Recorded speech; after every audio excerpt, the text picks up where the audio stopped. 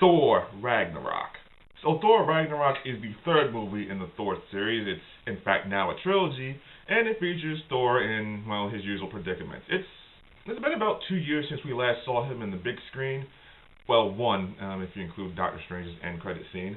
But now Thor's been off on his own adventure. He gets captured, then he finds himself on Asgard, and then he finds himself transported to some other strange junk planet because some bad shit was about to happen. He has to find a way back there while this bad guy named Hela, or bad girl rather, played by Cate Blanchett, is about to take over, and now we have our movie. That's an extremely brief summary of what happens, but in between it, there's the events called Ragnarok. So, at the start of the movie, Thor hears about Ragnarok. If anyone knows Norse mythology, Ragnarok is basically this huge battle that results in a lot of death.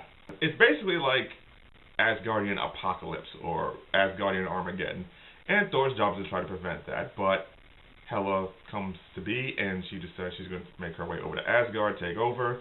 Meanwhile, Thor is off on another world trying to get back there, and now we have our movie. First off, I definitely love this movie. I think this movie is actually the best one in the Thor series now. There's so many things about it that you can like. You have Thor, who's the titular character, who I always liked. I thought he was a bit hard to do as an Avenger because he's a god and all the other Avengers are regular people, more or less. But no, he's definitely a good character. He's definitely grown and shown his own character arc.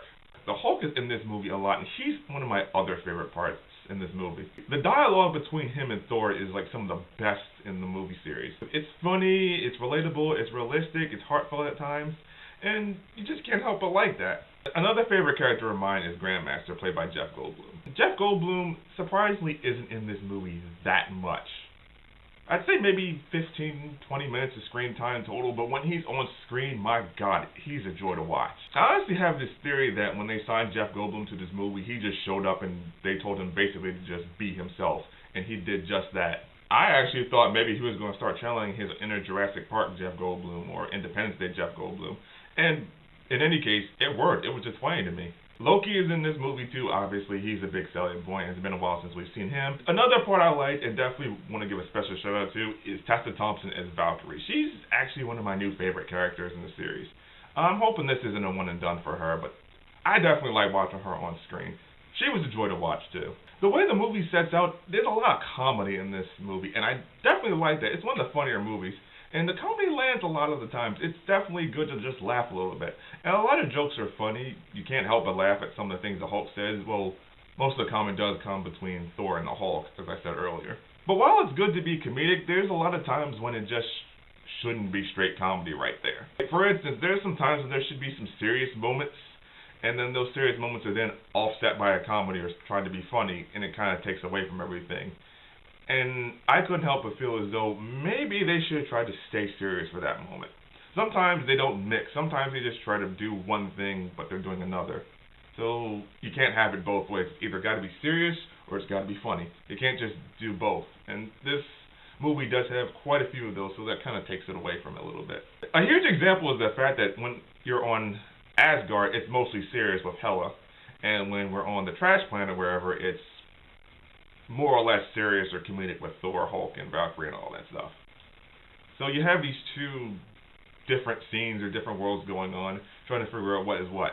That's not to say I hated the film. I definitely liked the film. I enjoyed it, but sometimes the comedic tone could be toned down just a little bit, you know, to like make room for some more serious parts. There are serious parts, don't get me wrong, but sometimes, like I said, they mix them a little bit, and it shouldn't be that way. You can also tell the movie is just very different because look at the poster for the movie. It's all colorful and bright and vibrant and 80s dialogue looking compared to like the other two posters, which are kind of dark and gloomy, almost like a DC movie. That's not a DC movie, by the way. In the end, though, I left the theater. I was very satisfied. I think this is the best Thor movie in the Thor trilogy. It was definitely fun. I definitely recommend it. I'm definitely going to go see it again and give it a spoiler review. Could they tone down the comedy? Yes, but for the most part, I find myself liking this film. And that's why I'm giving it a silver ribbon rating. Okay, so Thor Ragnarok. Have you seen it? What did you think? Who's your favorite character in the Thor universe? Whatever you think, leave me a comment below and tell me how you feel. Also, don't forget to check out my Twitter at AsteroidMike. Don't forget to check out my blog. Please don't forget to subscribe to this channel if you like what you see and you want to see more. Click on the link below. Don't forget to share this movie with others. And as always, I will see you around. So until then, this is me saying Peace out.